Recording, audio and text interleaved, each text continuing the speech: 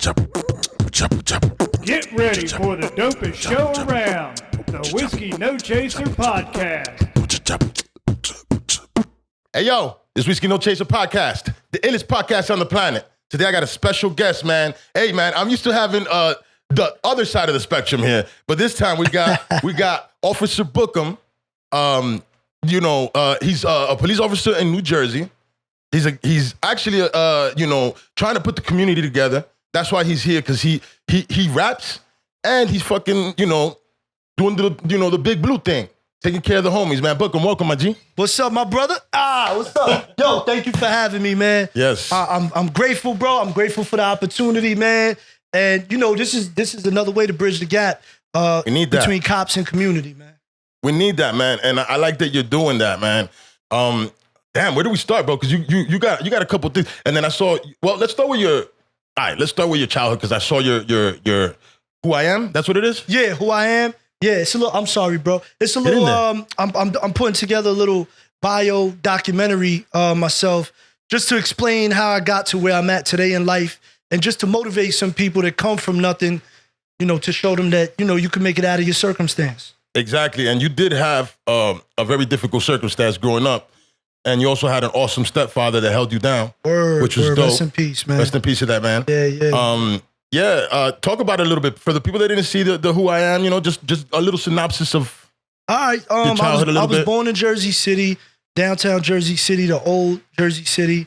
Obviously, I'm 8 or 9 years old. We moved to Bayonne, New Jersey. After Bayonne, New Jersey, my mother.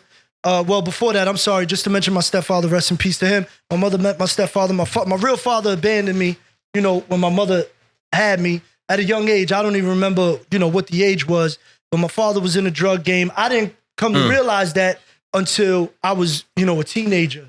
But that's neither here nor there. But, my stepfather met him. He became my father. We moved to Bayonne and just had a lot of obstacles, man. If you want to see more of it, I encourage you. I get really in depth with it on Who I Am. Yeah, Who I Am. Part 1, the channel is Team Bookem, Bridges. Team, and then Bookem, Bookem as in Mary. Bang, Bookem. Yeah. Yeah, so to make it out of your circumstances and not be a hood nigga that's decided to fucking, just because it's easy to pick up what you see. Yeah. You know what I'm saying? Yep. It's easy to do that. It's easy to be like, you know what? I'm around the drug dealers. This nigga chill where he's getting a little money, moving some packs. Maybe I should get down with him. But you decided to go to this side. But before doing this, were you ever a part of the other side of the spectrum? No, man. I mean, just wondering. Yo, listen, that's a good question, bro. Yeah. That's a good question. When you grow up in an urban setting, my brother, we all surrounded by it. We all have opportunities. We all have opportunities to get involved in it. The opportunity was present, but I just knew that let's keep it a buck, man. I wasn't really about that life, about that fast money life. I always found a way to get a job. I was always rapping. I was a rapper. So for a lot of people around me, I was like a meal ticket, so I was the dude that was rapping, that's Dano. My old rap name's Dano Diminish. So they was like, yo, listen, Dano, he's that dude that's rapping. Son. Yeah, thank you. Dano Diminish. Yeah, that was back in the day. Yeah, man. That's dope. Yeah, so I had some people around me. I used to be in Newark. I used to be in Jersey City. My man lived in Newark off of South Orange Ave. They call it Hooterville, between Kenmore and Poe. I used to spend time out there. I was surrounded by the element, heavy by the element. I'm seeing things, but I just knew I wanted better for myself. And it was either hip hop or doing something better for myself to get out of the situation, to not become a statistic. You feel me? Yeah, because usually hip hop artists, they have like a fucking entourage of a wild motherfuckers with them that are doing some shit, and everybody gets in it. Everybody gets down with that type of lifestyle. How did you avoid that though? Because you're around it. Yeah, you know what? I think everybody got to know their position, man. Bang! You know I like that. Everybody got to know their position. People need to hear shit like that. Yeah, everybody got to know their position. Like, I'm very in tune with the streets, and I listen to a lot of interviews, and I pay attention. And Whack 100 said something in the interview. He said, the thing is that everybody can't be the drug dealer. Everybody can't be the tough guy fighter. Everybody can't be this. Yeah. Problem is, everybody wants to be everything. You got a guy that might be the guy that's the rapper, you know, and you take care of the rapper. He ain't the one that's out there doing negative things. But you take care of him. You the big homie. You get what I'm saying? You know how his dirt. That's what. That's usually what it, because he's the meal ticket. That's where the money is. Exactly. He's paying you very well. Your family's good, so you know that if you protect him, that money's gonna keep coming. So that's how that goes. That doesn't work out like that all the time, but I just want to make it clear, man. I was around the things. I seen, you know, being in an urban setting. Never got involved in anything. You know, I don't want the people the misconception that, yo, Bookem was really out there doing things. You know what I'm saying? You know what I'm saying? Bookem had a whole point, a whole corner block. You know, I had a spot. No, man. I wasn't doing none of that. I was surrounded by it. And you know what? We got to be real with ourselves, man. Like, it's okay. Hey, there's waters there, by the way, for you. Yeah. Thank you, bro. We got to be real with ourselves and know that, like, you could be surrounded in the element, but you ain't got to be part of it per se. What I mean by that is, like, you ain't got to be, you could be living in, you know, the slums and you could be doing something positive. It don't mean you got to fall into the circumstances of where you from. You know what I'm saying? Yeah, absolutely. I mean, and also it's hard. It is very hard, but you know, if that's not your how they say your body, if that's not who you are, then you're not gonna do it. Because I mean, I was around a bunch of shit. I did a bunch of you know, certain things, you know, to get a little money or whatever back in the days. I was younger. And you know, but I never got caught. I never engulfed myself in the lifestyle so hardcore that, and on top of that, I saw people getting time for shit. So then, you know, once you see, I'm the type that I like to learn off of your mistake. So once I see that you fucking up, true. I'm like, yo, hold on that's good. I'm not going there. You're a sponge, yeah. No, but that's the best way to learn, man. And you're right. You learn from other people's scenarios, other people's consequences, the things that they dealt with. But yeah, man, that's the way I saw it. I had an older stepbrother that got locked up and he was in and out of jail. My father wasn't around, you know, and I also owe a lot of it to my strict mother. I had a strict mother who really didn't let me be out there too much, you know, so. Parenting is fucking key, man. Yeah. You know 100%. What I'm saying? Because I also had that upbringing too, that, you know, shit, my mom's a Jehovah's Witness, so I grew up in church. I was, you know, up until like 13, 14, you know, that's when you kind of like decide what you want to, like, do you want to do something different than go to church? Or you'd be like, hey man, I'm going to freaking engulf myself in church. I decided to go to the other side, and I was like, yo, I'm done with church. I don't want to go and stuff like that. But my mom always fuck. You know what, man? I felt very restricted, man. You know, that religion is, you know, religion is good if that's for you, that's fine. But that wasn't for me because too restricted. I couldn't even play sports growing up, man. And I was athletic. There was no reason for me not to be playing sports. You know what I'm saying? So, I agree because it's ironic, but my wife is Jehovah's Witness and I'm Christian. You know what I'm saying? I'm not a practicing. I respect that. Yeah, I respected her, you know, her religion. I loved her for who she was, not because of her religion. Probably an awesome chick.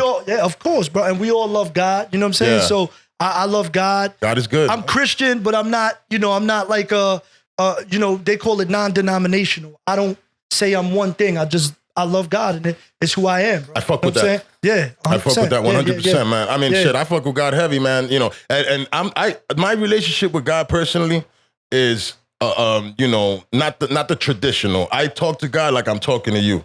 Because I just feel this hypocritical if I'm going to talk to God and I'm not going to curse. You know what I'm saying? Because he sees me all the time. You know, and I'm not cursing at him. I'm not saying, hey, God, F you. No. I'm having a conversation with him. I'm just, you know what I'm saying? And it might be blasphemous, but that's my relationship with him, man. You can't judge my relationship with the Almighty. It's mine. Amen. And you have yours. You feel me? Amen. Yeah, I agree. Yeah, you're right. I appreciate that. I appreciate that sentiment. And it's true, yo. You pray how you would talk to him and talk to somebody like we talking now. Yeah, you see me all the time. Why am I gonna lie to you? Well, I feel like I'm disrespecting you. You know me inside and out. You feel me? So I'm gonna be real. I'm gonna talk to you about the shit that I got in my head and what I got going on, even the things I want out of my head, you know, and whatever, you know. And it's been working out because I got a great life. Amen. God bless you, Amen, bro. God bless you, man. Thank you, sir. Thank you, sir, man. Yeah. All right, so, you know what?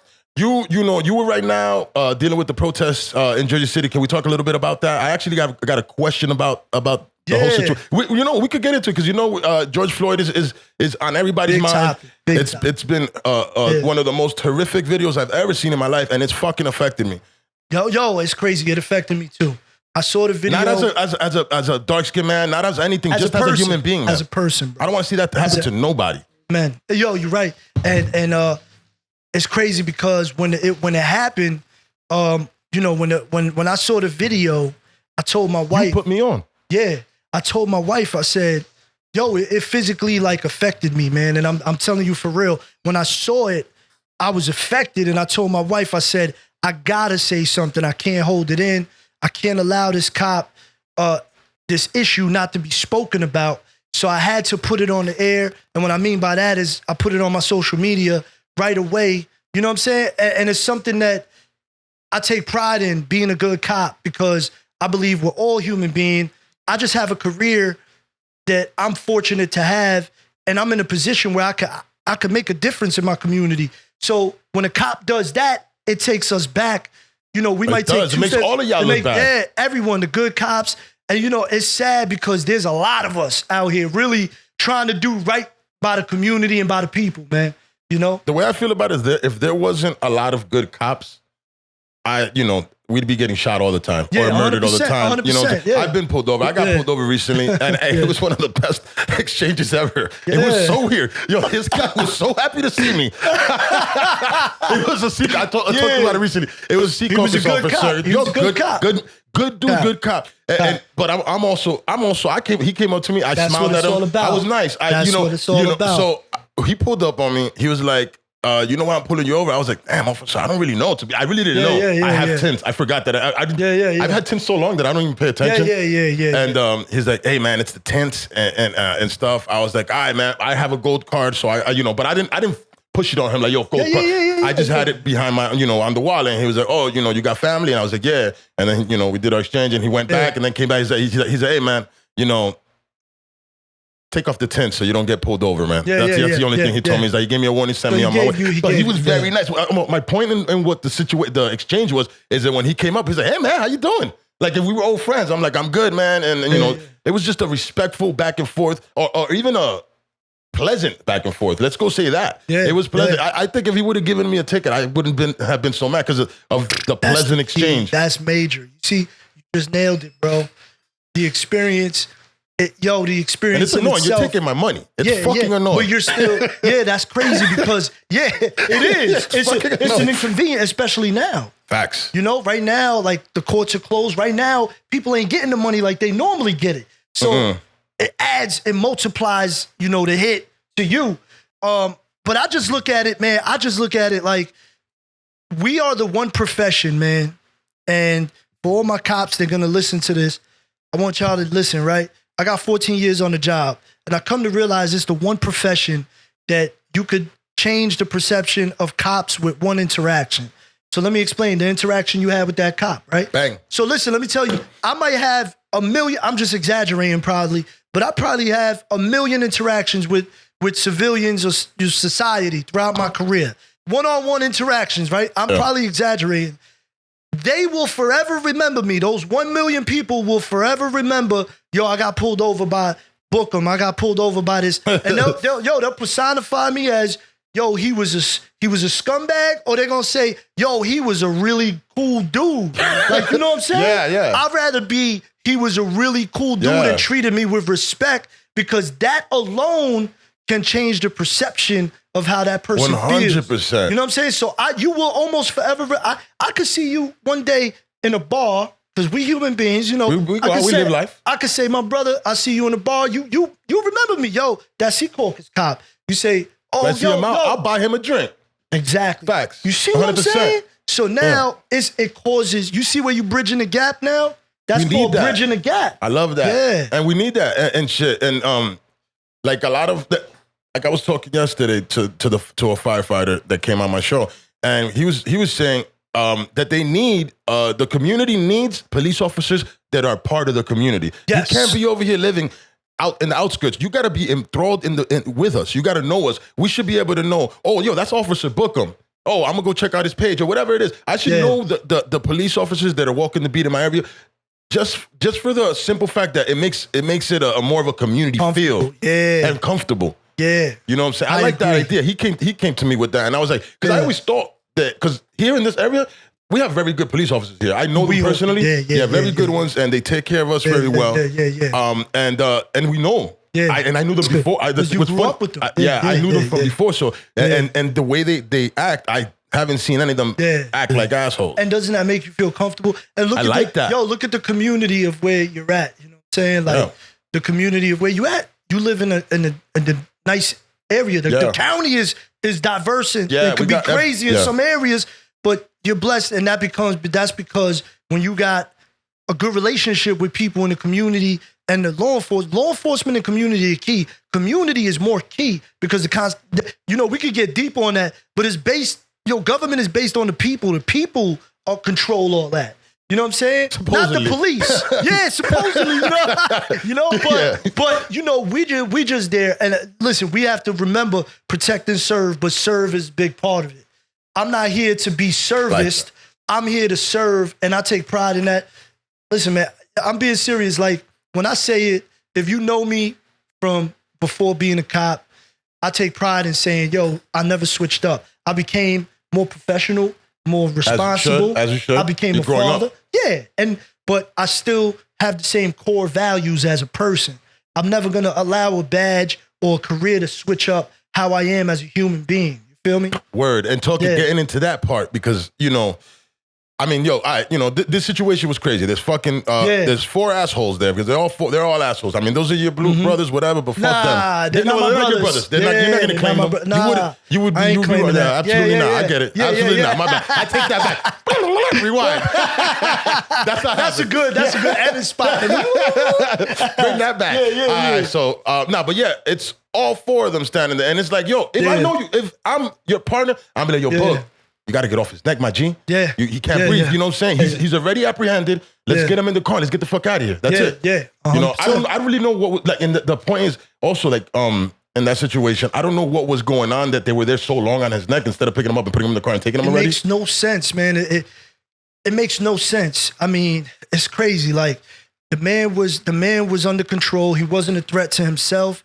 He wasn't a threat to society. He wasn't a threat to the officers. It was a cold-blooded murder, man. That's 100%, sir. A cold-blooded murder. And in real life, say I'm out with my gang on a Thursday night hanging out, and say fucking Paco that I'm with decides to blast somebody's face off, I'm taking that time with him. They're going to arrest us all and make us all do that time. 100%. You feel me? So that's the reason that I feel that all those motherfuckers need to be locked up. Simple as that, because you had the power and shit. Now, all right, my I have 2 questions about this. Well, I have a bunch of questions about the situation. Okay. But have you ever had to check somebody on your force to be like, yo, my nigga, you treated that man disrespectful, or you slammed him too hard? I don't know, whatever. Have you ever had to check one of your fellow officers? I'll be serious, never. I've good. always, you know why? I feel like it's you set the tone with people, and they see how you act around people and how you treat people. I think they not gonna cross a line in front of you because they scared like, Bookem gonna say something. Bookem gonna check me, or Bookem's gonna say something to me. Same with you. Yeah. People might not act a certain way around you because they don't want to disrespect who you are, your character. Yeah. So that's the same thing. I've never had to deal with it, thank God, because to be honest, I don't tolerate that. And as you shouldn't, my man. And I, I've never been an advocate for abuse, bullying, none of that. You know what I'm saying? Yeah. You got your core values, like you said, which is dope. Yeah. You feel me? Now we were talking about the protests, and I went off on another tangent, which I do a lot. Yeah, that's this is gonna be my 23rd episode, so I'm only getting better, man. I gotta put my 10,000 hours in, bro. That's what's up. Keep going. So fucking So right now, what's the tone looking like down there in Jersey City with the protest? Does it look like niggas might start wilding and might want to riot, or do you see that it's people doing a peaceful protest? I haven't seen Jersey City's protest yet. No, I haven't seen. Okay, I don't know. Have you seen like something on the internet? No. I know that today it was supposed to start North Trenton, Jersey City, I believe Elizabeth, North Bergen. I haven't seen anything yet. I saw somebody posting up some flyers about something happening. Yeah. But I haven't seen it yet, other than what I've seen going on in Minnesota, Atlanta, Oakland. Stuff like that. But just to say, let's keep it real. Please. Over here in Jersey, in this area, we don't. There's not really police brutality. No, you know what? We're all like Latino. Yeah, and we all grew up together. Yeah. One of my best friends is white as fuck. Like he's Italian, but he's a white dude. Yeah. My best friend is Polish. Yeah, that's my dude. Like I don't think like personally around here. We don't think about it's color such a lot. Diverse. Yeah, it's so we grew diverse. up together. We Indian people, Chinese. Exactly. It doesn't matter. Everybody kind of gets treated the same. If you're a bitch ass nigga, we're gonna treat you like. If you awesome, you're gonna be treated awesome. Simple as that. Just be authentic, man. And I mean, like you said, my brother, you grew up with these people. Yeah. You're familiar with these people. Not only that, I just feel like in my area, I can't speak for anybody anywhere else in the country. You know, I'm just saying in my area, I've never witnessed police brutality. People gonna watch this and they're gonna be like, yo, man, this nigga hell no. Yeah, exactly. So I can't speak about those incidents, but I know from what I've seen in my perspective, and I've been involved in things, you know, I've been involved in some things that, you know, require use of force, wrestling with somebody, handcuffing somebody. And I've never... That's a part of the job. It's a part of the job. And I've never felt the need, or it's not in my heart, bro. Let's keep it real. It's not, you said it before, it's not in your body, you know, to treat people like that. Yeah. You got to be a different breed to handcuff somebody and beat them. Yo. You got to be a different breed. You're what I'm saying? Shit. Yeah. You know what I'm saying? And that's what I'm saying. You know, I've never witnessed it. And with the riots going on, bro, it's unfortunate, but I haven't seen it here yet, man. Yeah. I mean, shit. Because I have, my father's a business owner, been a business owner my whole life, owned grocery stores and shit. He has a liquor store. So that's my thing. I'm like, I was talking to my wife earlier. I was like, am I going to have to bring the gun to the liquor store and be there with my father if something happens? Yeah. Because I got to, you know, or let's just fucking close. I mean, if it does get crazy, I'll make him close. He ain't going to stay in there. Yeah, I'll make course. Sure. For his safety. For his safety, you know what I'm saying? I'm not worried about, we got insurance. I'm not worried about them coming in there, taking anything, because, you know, and that's another thing, guys. Come on, man. Don't hit the mom and pop shops. You know, fuck Target and them. They got business. But the mom and pop, Consuela, that's been selling there for 25 years. Yeah, don't be hitting up the bodega. They got the hot aves and all that. We need those, man. Right now, we need those. I swear to God. I'm like, when it comes to that, don't burn your own house down. Don't you know. That's a good point. What is that? Yo, they burn it. Yeah, but you know what? You know what they found out today? And they locked up a bunch of people in Minnesota yesterday. And they said not one of them was from Minnesota. That's always how it goes. Crazy. I forgot who was telling me that. They were talking about that. Maybe the guy I had a conversation with yesterday. He was telling me that, most of the time, I think I was watching it, most of the time when the riots happen and shit wows out, it's motherfuckers from out of town. Yeah, they come and they take advantage of the situation. You know that grocery store. If you know that, like that grocery store, that's the Indian homie, man. You know what I'm saying? I know him for years. I don't want to fuck up his store. Well, you go there all the time. Exactly. What about the Target? You mentioned that. Yeah. The Target, what about the single minority mother that works there and provides for her family? Now the job is closed. What's she going to do for food? That's foul. You're not thinking about your You're not thinking about your community. I didn't think of that. I didn't think of that at all. You destroying your community. You know what I mean? The places you go for food, resources. Oh, yeah, that's going to fuck you guys up crazy, in that area. Yeah. You know what I'm saying? 100%. So, it's crazy, man. Well, the way I feel about it, I mean, I'm so angry about this situation, but it's like, what the fuck can you do, man? You peaceful protest? I saw one asshole on a horse decide to run a woman over. She wasn't even looking at him. She ran that woman over. Was it a cop? Yeah, on the horse. There was a bunch of horse cops. I could show you the video later. Yeah. And he just ran over from the back. You know what I'm saying? That was so crazy. Listen, I'm going to tell you like this, man. I don't condone any abuse, right? Yeah. But when people are just wilding, and you're not even chaos, let me tell you, I got friends in New York Police Department. Yeah. There's a lot of messed up things going on that the news won't say about the protesters doing to the cops. The news won't say it. They only want to say the protesters got this. It's a one-sided agenda, man. So we got to be cognizant of that. Like, we got to understand, like, every news outlet, certain social media outlets have a certain agenda. So just, look for the facts yourself. Exactly. No, I agree. I'm just, when it comes to me, bro, 100%, those motherfuckers that are on video, fuck those guys. They should be arrested. That guy, no, 100%. Yeah, that guy should be arrested. Yeah. And then another one that I saw, we can sit here for days and talk about the bullshit that they do. Because, in this show, I need to present both sides of shit with you. You feel me? But what was it the other thing I saw? Oh, and then I think it was New York. Cops are walking in the middle of the street. This is a little skinny girl just standing there with a mask. She wasn't even saying anything, just standing there. Yo, this big ass motherfucker goes, one arm pushes her. Yo, she flew and hit herself on the car. She had to go to the hospital.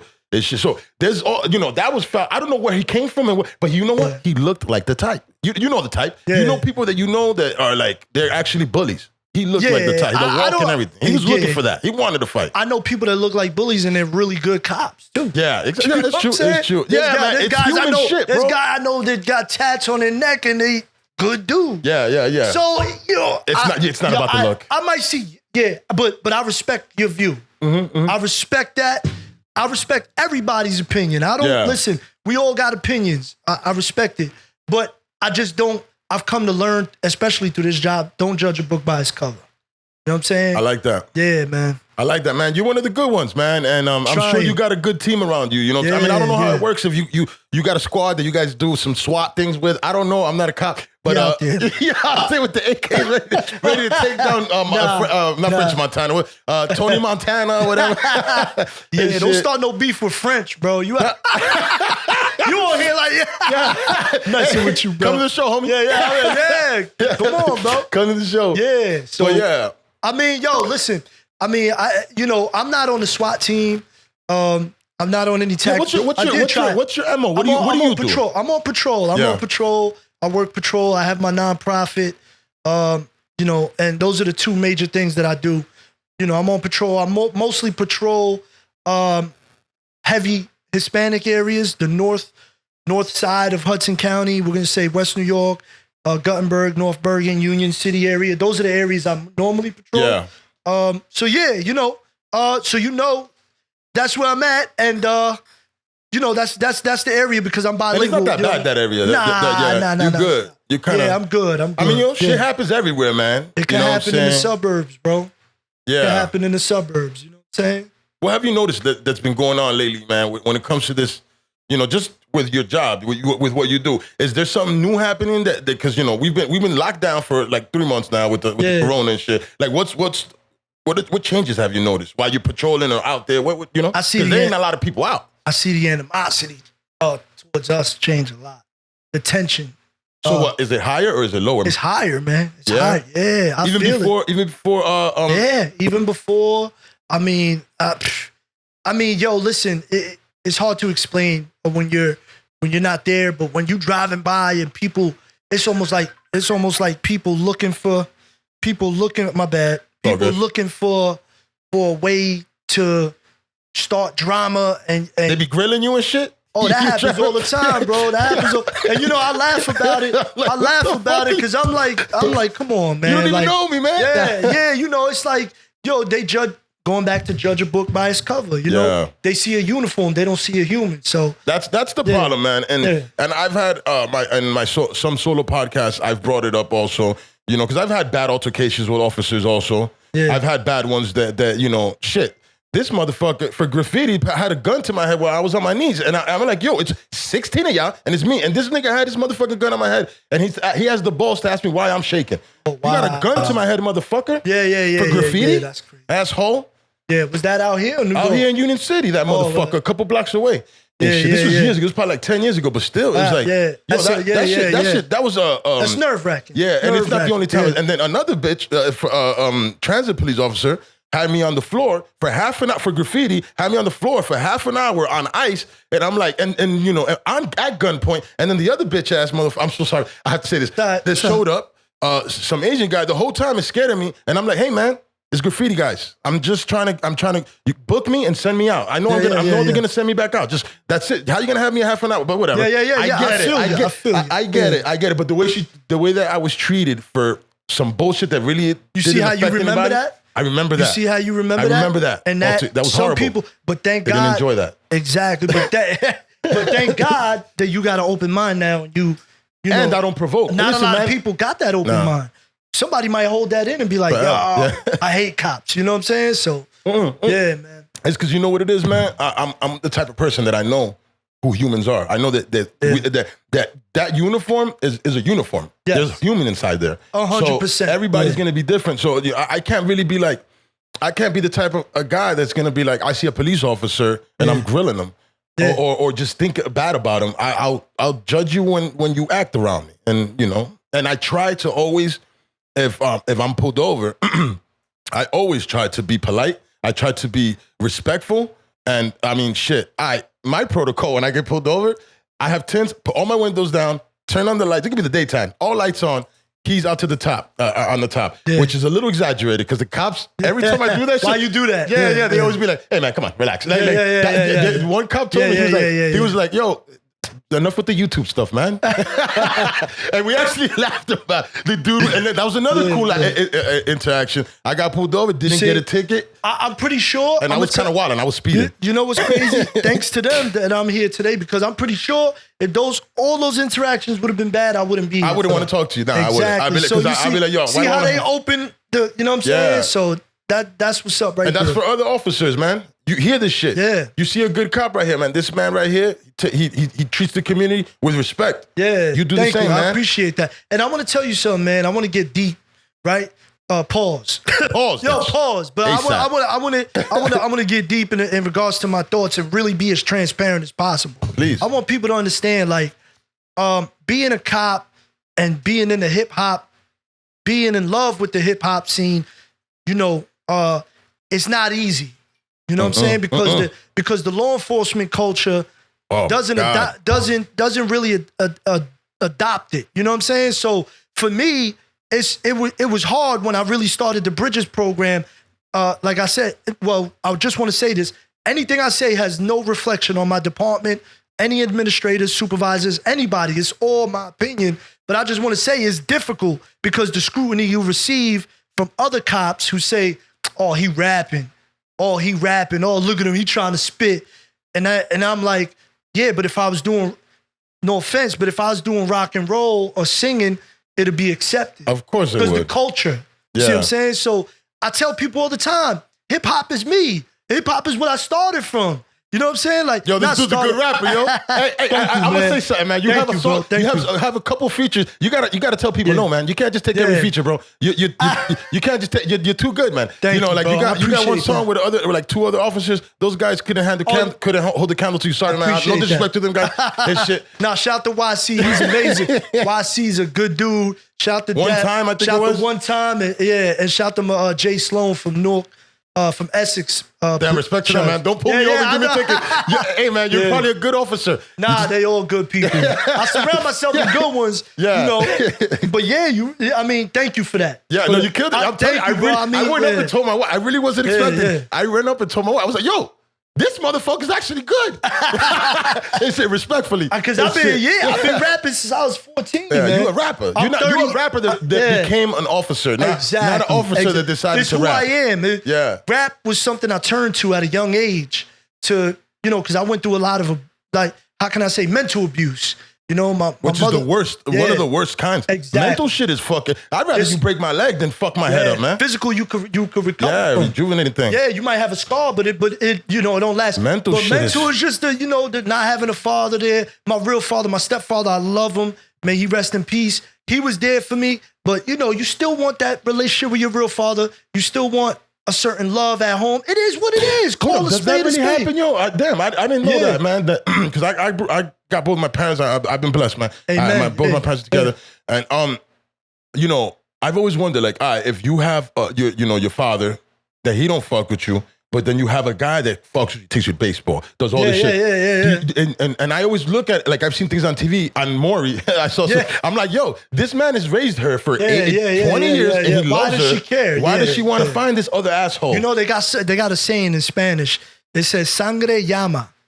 Bow. Sangre llama. Sangre llama. So it's like, damn, that's true, dog. Yeah, I like your blood is like you yearn to know where you're from, who you came from, what you came from. You know, so it's just in us. It's in our DNA to want to know. I want to know who my dad is. And my wife, unfortunately, never met her real dad.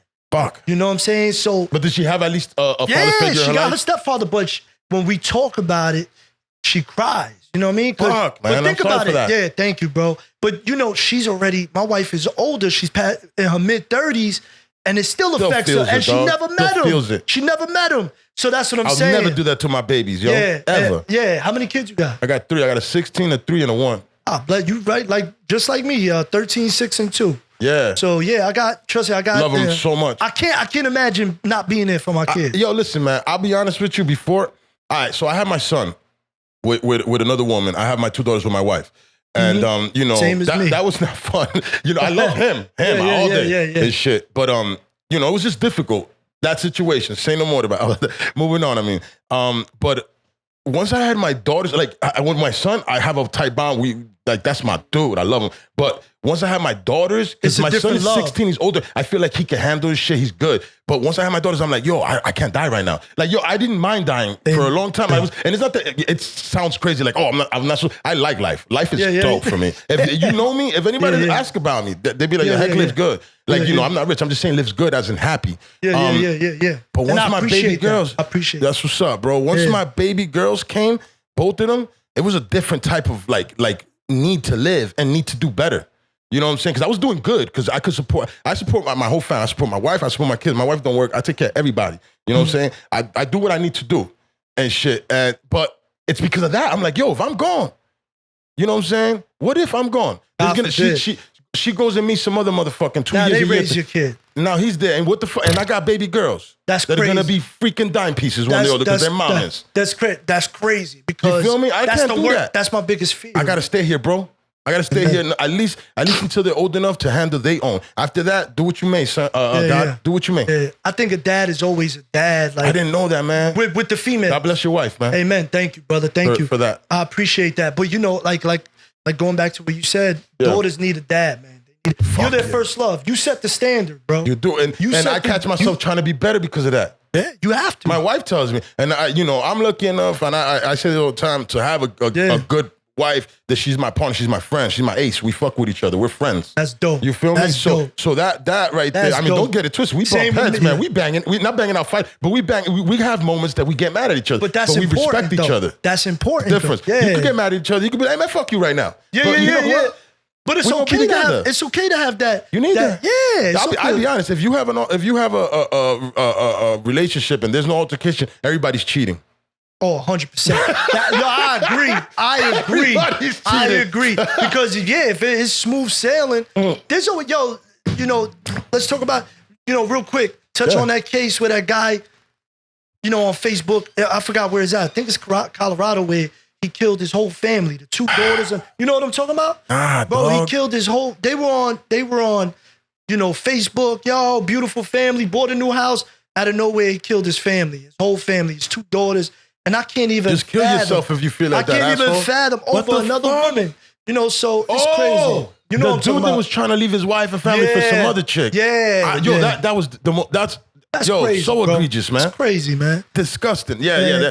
What kind of human being are you, man? I can't even imagine. And how are you gonna live? You gonna live after that? Like my thing is, how do you live after that? What are you gonna do for the rest of your life? You physically killed your kids. Like you got to be a different type of person. You know what I mean? Narcissism is a motherfucker because narcissism can make you have no, no type of attachment. Yeah, no guilt. You don't have guilt, and there's people out there like that. And me personally, I always feel that way. That I'm like, yo, I don't want to do fucked up shit to people. I always feel that way. Like I don't want to, even when I've fought, I've been on top of somebody and I've choked him just to ask him if he's gonna stop. Yeah. It's not, and I could have done whatever to this guy. But I just wanted him to know that this could get dangerous. Are we gonna stop? Please. Because I don't even like violence, man. I like to watch MMA, but I don't want to fight, man. I'm not trying to fight you, man. I'm not trying to hurt you, and I'm trying not to get hurt. The best fight is the fight not fought, man. You know what I mean? I agree, man. Because nowadays they don't function the same we used to. You know what I'm saying? You don't even catch fades anymore, man. People don't like getting punched in the face. They don't like getting punched in the face. Pussies. And it's like you scared to get punched and scared to fight, and it doesn't make no sense. You rather catch a body and go to jail potentially for the rest of your life instead of taking that punch. And I don't condone any violence. I just want people to understand. I don't condone. But if it's gonna get there, any gangbanging, violence, none of that. I don't condone none of that. I'm just saying that I don't either, bro. And I don't either. I'm not a police. I don't want gangbanging. Hey, those stray bullets catch babies sometimes, right? 100%. So fuck all that. Yeah, 100%. Yeah. So, yeah, man. Like I said, it is what it is, man. And we just gotta come together, man. And we just gotta find a way to bridge the gap, man. You know what I'm saying? Yeah. Now, what are the things you do, man? I mean, because I know that I know that you're involved and you got your things that you're going on. Let people know what you're doing. Your nonprofit, all that, all that shit, man. Let people know, B. Yeah, I got a nonprofit called the Bridges Project. You could check me out on Instagram, Bookem_382, or you could email me if you got questions, anything. Just email me. I'll put your link in the bio on the YouTube. Thank you, brother. You could email me at theprojectbridges@gmail.com. theprojectbridges@gmail.com. You could hit me up there, or you could send me a message on Instagram. But I have a nonprofit, and the nonprofit, as you can see in the shirt, Stop Hate Bridges. The nonprofit is based on working with the inner city kids or kids in general, and the community, everybody. But I say kids because kids are the future. That's the way kids to go, are the man. future. That's the key, man. That's why I'm big on working with kids. And I was once that kid that was kind of lost, and I ain't have no guidance. And I feel like it's important. They got a saying, it takes a village to raise kids. It really does, man. Because you know what? Growing up, I'm Dominican, man. My parents would tell the neighbors, hey, man, you see my boy do your son, smack him in the back of the head and send his ass over here. You know what I'm saying? Now, you see your neighbor's kid do, well, me personally, I wouldn't, man. If a neighbor's kid's doing some shit, I'm gonna send him back to his mom's house, proper. Now I'm not gonna hit him or anything, but I'm gonna be like, hey man, what the fuck you doing, bro? Whatever. Get your ass home. Little basketball tap. Yeah, it's like, yo, get your ass home. Yeah, get your ass home, man. You bugging out. It's shit. But we don't have that now, man. Nobody does. Yo, I've seen it. People be like, nah, that's not my kid. Or people see. I mean, shit, we see this all the time. Too much shit, man. Violence happening, unjust ass whoopings happening, and we just people pull out their camera. Instead of being like, yo, please, that's my dude, stop. Because you know what? Me personally, I'm gonna keep it a whole stack with you, man. I had a homie when I was younger, rest in peace, Mike. That man stopped a fight between a husband and a woman and a dude. The dude stabbed him in the chest. He's dead. That stuck in my head forever. Oh, yeah. See, and I was like 14, 15 when that happened to him. Those are dangers when you step in, but some people just can't not do nothing. Yeah, I mean, I can't see a woman getting beat. Yeah, I'm not gonna sit. I'm not gonna come fight your dude for you because I know that woman most likely has been dealing with the shit. She's gonna, but I'm gonna stop it. I'm not gonna allow that. I'm not gonna be sitting here watching a man slap up a woman. We gotta stand for something, bro. Minding your business is great, but we gotta stand for something, man. 100%. You gotta stand for something. You can't just stand around. You can't just take out your fucking camera every time something's happened. I don't even know how to do it fast enough. Like literally, if I don't do that. Like I don't ever do that. If something's going on, which it doesn't happen. I'm a truck driver, so I be everywhere, and I see a lot of things. And I'll see an accident that looks funny. I go to pick up my phone. I'm not fast enough. I don't even know what button these people have, man. That instead of being like, go stop this. And another thing, man, with George Floyd, man. That situation, there was people around. They had their cameras out. They were like, "Oh, don't worry, we got the cameras out. This is gonna be on record, and that's great. Let's make a record of it." Mm-hmm. But in that situation, if you and your homies were there, I know that you wouldn't allow that. Damn, I can't even put you in that situation because you're not gonna even do it. But whatever. If there's an unjust situation happening as a civilian, and I see this police officer abusing somebody, it's a bad situation. It's hard because you know what? I'm not trying to get shot, but I'm also not trying to see you fuck this guy up for no reason. How can we help besides the stupid cameras? What I would do is, that's a great question, by the way. Thank you. What I would do is, to anybody listening, I would tell you, if you see something going down and you see police brutality firsthand, take your phone out, call the police department, and notify that police department and say that you're witnessing an officer committing a crime and describe what you're seeing. I do not recommend anybody getting involved in police activity. I know it's hard, and I know people gonna be like, yo, that's crazy. I see somebody getting choked out, I'm jumping in. But what I'm saying is that you're still obstructing a governmental function in this area. I don't like that. You're still obstructing. Yeah. An officer's committing a crime, I would say don't get involved.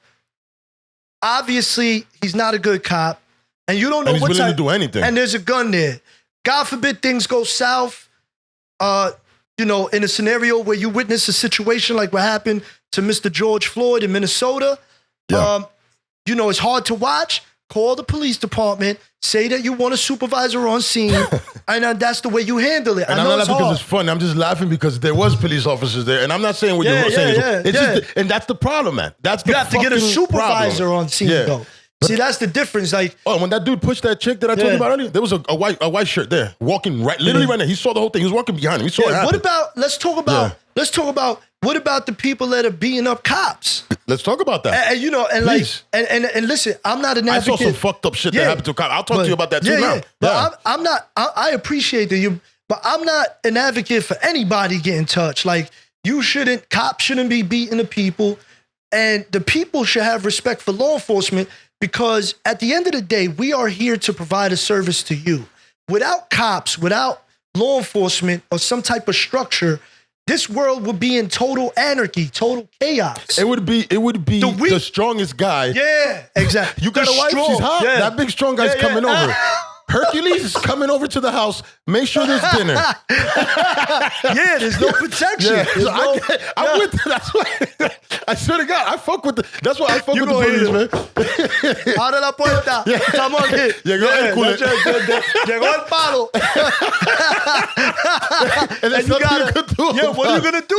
You can't call the cops. So that's what I'm saying. Like, that's a good point. Like, you can't, and that's what I'm saying. That's why it's incumbent upon all of us to get together and find a common place. Agreed. If you dislike what a cop is doing, there's ways to go about it. There's ways that you could write to the county. But people don't do that. They just get on social media. They complain.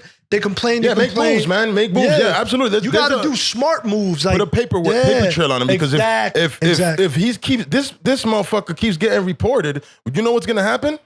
They're gonna at some point somebody's gonna say and be like, "Yo, Gustavo keeps getting reported. What the fuck that nigga doing?" He's bugging out. So we gotta put him at a desk or something. I agree. No, you're right. Yeah, he's a ruffian, man. I mean, it can't be like no BS like complaints either. It can't be. No, I agree. It has to be legitimate, because being an officer is hard, man. Making a split-second decision. You in a situation. You want to survive, first off. You got to make a decision in a split second at times. Yeah. That could cost you 80,000 scenarios happening. Yes, sir. You could be in a situation where that one situation costs you your life, your job, anything. In 1 second, you could be 20 years. Facts. So that's the difficult part about an officer. And once again, I respect that. I would never want to do that job, dog. It's not easy, man. And once again, it's one of the hardest jobs because of that. Because you have to make split-second decisions. I always listen, man. I'm talking, and I'm bringing points up that people like. I don't have no animosity towards the police people or anything. Only the assholes. I'm so against them, and I wish them the worst, because they are the worst. So they deserve whatever. I don't stand by bad cops either. I get it. You know what I'm saying? But that's the only reason I'm bringing up certain things. I'm not trying to attack you. I don't want. Like, my show is this. It's I just don't. Friendly as chill. I don't want to ever have an against. Of course. I don't want you to leave here and be like, that nigga's gonna edit this shit and it's gonna be right. I don't edit anyway. This shit goes straight through. It's just you need to get that. That's a couple times. You could do it, man. We could. You need to get give me one second. Go do your thing, bro. But no, let me address that. My thing is hold on. My thing is not that. It's just that I don't want to shed too much light on negative cops. Yes, I get it. You get what I'm saying? Because it's giving them too much shine. Like, you're giving the bad cops. Just like the terrorists get shine. They be like that motherfucker that did the Boston thing. They put him on Time magazine and shit. Made him look like, or whatever the fuck magazine. When I was outraged when I saw that. You know what I'm saying? I was like, what? This piece of shit? Exactly. And that's what I'm talking about. I'm a truck driver. Put me on there. Be like, yo, this guy moves America, bro. Exactly. Exactly. Like, positive, man. Yeah, exactly. Yeah. And that's all I'm saying. Like, just make it, make it to where we not, constantly, because they don't deserve the shine. You got to talk about the cops that are out here really doing a good job in your community. Yeah. And I'm pretty sure many of y'all met some good cops out here. Yo, shout out to Stretch. Good cops. Shout out to Stretch. He's one police officer that I've met, that I've known since I was a kid, and he's the same dude as a police. And he's high up in rank. He's in Union City. My homies. Yo, shout to that nigga, man. He's a good dude, good man. He takes care of his family. Salute to Stretch. Yeah, word. Salute to all my good cops. All of them. I say Hudson County because that's the county I work for. Yeah. Shout to all of you guys. I love y'all. You know who you are. We stay in contact. And that's what it's all about, man. One more, Big Bus, because he's like my neighbor. I got to shout out Big Bus. Yo, you the man, Big Bus. Sorry about that. Yeah, you don't want him to song you. You gonna be like, yo, you gonna talk about Officer? You see me all the time. Big Bus. All right, go ahead. I'm sorry. Nah, man. Yeah, but you shout to all the good people like yourself, man. Thank you, sir. I applaud what you're doing. Thank you. I mean that, bro, because Word. And I want to put something out there. Like, I'm supposed to be here another day, and unfortunately, things occurred, and I couldn't make it. And I'm the type that I don't like doing that. And this man has been professional. Thank you. Hit me up. I'm keeping it a buck. Yeah. And he told me a time, funny ass thing that you did with you locked in. I'm like, locked in. That's your name. I tagged the name, boy. I'm like, that's dope. I got you, but man. That's dope. But I appreciate it. And you know what? This is amazing here because the vibe here is really what it is, and it's gonna be a beautiful thing when your thing blows up. Yeah, and yeah. I'm gonna be able to say one day, like, yo, I was there, bro. Yeah. But hold on. Talking about that, sir. Yeah. No politics. Oh, yeah. We starting the podcast. You got yourself a nice squad going on. Yeah. You want to talk about it? I mean, you could shout out the names. I know one is Coco. Yeah, Coco. The star of the show. Coco, you're the star of the show. She's the star. She's the prettiest one. Yeah. Yo, Coco. She's the shit. Coco, yeah. Coco is, she's a female. She's half Italian. I'm going to have to edit that out. Yeah, you gonna get politics. She's the shit. Yeah. You know what? Now I won't because I said that. It went well. Go ahead. Yo, but Coco's it's two guys. It's me, law enforcement officer. It's my boy JB. He's an entrepreneur. He also does music management. He manages an artist that had signed a deal with Jermaine Dupri. Bang. His name's JB, man. He does a lot. Shout out to Minority Millionaires. That's his company. I love it. And then you got Coco, who's a real estate agent.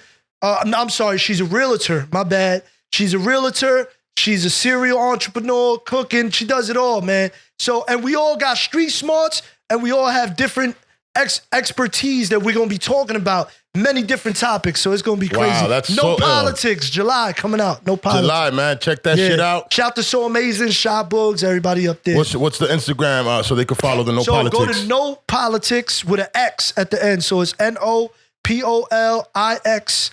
No politics. My bad. Yo, edit that, bro.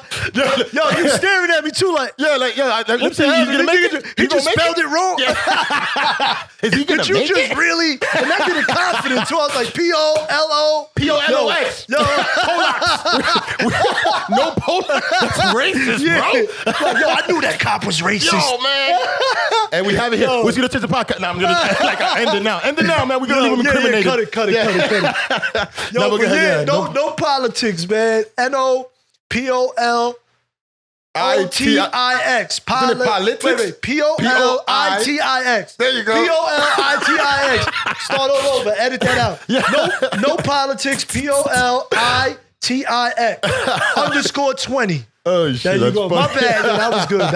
That was hilarious, man. Nah, it's all good, man. Yo, this is, and I mean, I don't know how your podcast is gonna be, but this is raw right here, man. Whatever happens here, we keep it stacked. I don't usually write questions. I wrote a couple questions down, and I haven't even looked. I've looked to ask, and we just have such a great conversation. Man. So that's my show, man. I really don't do interviews. I do come through and hang out. Have a drink with me. I know you got to drive later, so this man's not drinking with me. I respect that. I respect people who don't drink and drive, man. Listen, man, don't drink and drive. There's Uber. It's no excuse. Can't be drinking and driving, man. But yeah, man. Shit. All right, so getting back to No Politics. All right, so you got entrepreneurs there. Everybody's doing their thing. And I like that little mix because, a serial entrepreneur? Yeah, that means that... that she does it a lot. She has a bunch of businesses. Respect to that woman. And respect to the homie, man. JB. She's a go-getter. JB, respect to the homie JB, too, man. JB's a good, solid Minority dude. Millionaires? That's a fire name, too, bro. Fire. I like that. He's like... I'm gonna join that. You got to get him on here because... I love to, man. His vibe is like, he's a great dude. I just love him, man. He's one of the most authentic when it comes to like being loyal and being authentic. He's cut from a different cloth, man. Yeah, man, that cloth thing is very... You don't find that too often, bro. Facts, man. There's not a lot of real G's, real people. Not even G's, real people out here. People, man, women, shit. We're getting taught so much fuckery through the internet that we don't we're kind of forgetting the old politics, the old way to live, the way that, you know, my father and my parents, my grandfather, people don't live like that. A lot of dudes don't have honor. Like that, like I haven't heard anybody say, you know, talk about honor and talk about, you know, I don't know, just honor in itself. Having honor is so big, bro. It's like, a big deal. Having integrity and like, yo, just having just treating people. Yo, let's keep it a buck. Just treating people authentically and just treating people with the same respect that you want. How about just being nice, man? Be nice. That's it. Be nice, man. It's be nice. It really, to be honest, man. Treat people good, man. When you treat people nice, it actually makes you feel good. Yo, that's the best feeling. I feel good when I feel good when I give a compliment that's accepted by somebody, and I could tell that it really did something for them. I like to give compliments too. Yo, when I see you have a nice pair of kicks on, I want you to know. I might not know y'all, but those shits is fire, dog. That's to me, that's very rare, and I applaud you for that. Because because I'm the same way.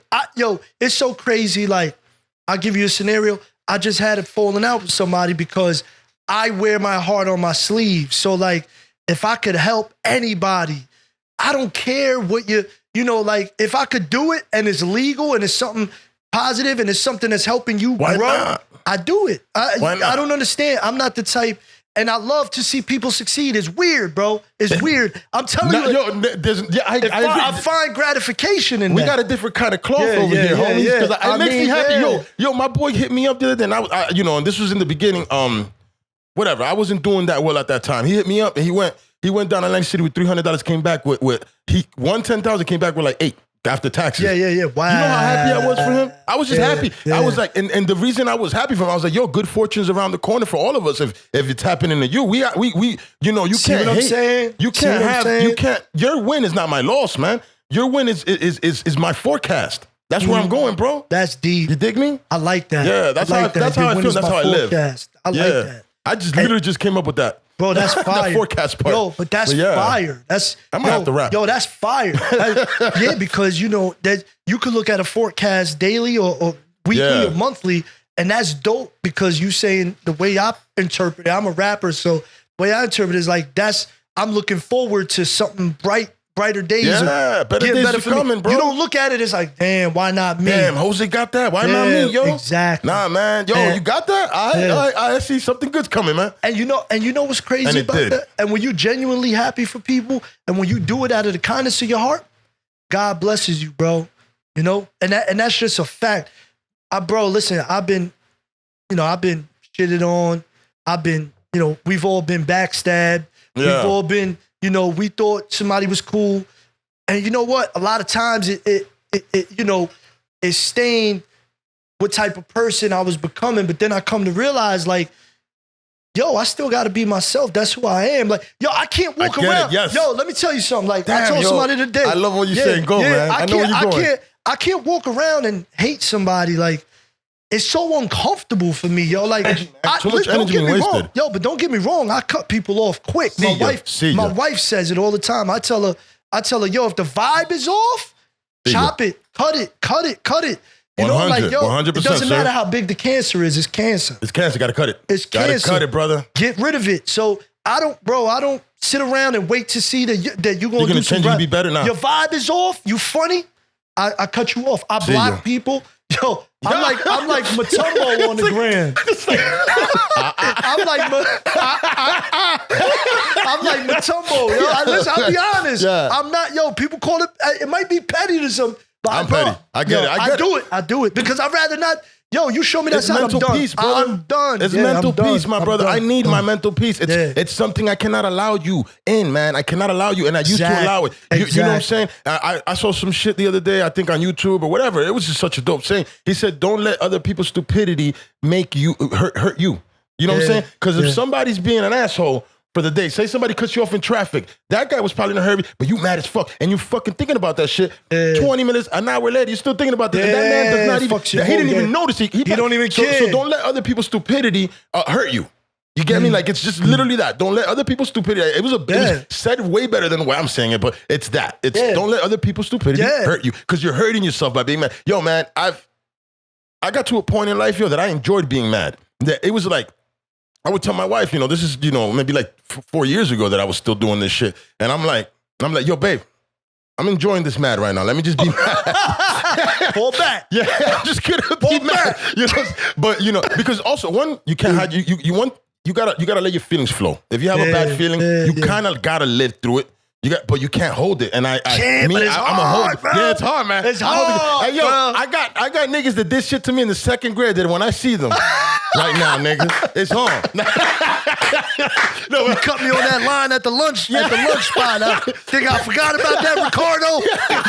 You beat me in Batman? I got you. You stole my lunch card. I got you, Ricardo. Yo, you feel me? No, but seriously, man, I'm a little bit of a grudge holder when but the reason I am is because I'm a nice guy, man. I want to be nice to you, man. Don't be bad to me. I don't deserve that shit. And then when people are bad to me, that's when I'll be like, oh, I could switch too, though. Like I'm very nice, but I could go there. I'm the same way, but man. I don't want to. I'm the same way. Yo, happy, I'm the same way, bro. I'm like, yo, I'm the same way. I give you my whole heart. I'll treat you like, I'll treat you great. I'll do whatever I can. Yeah. I'll leap over buildings if I could.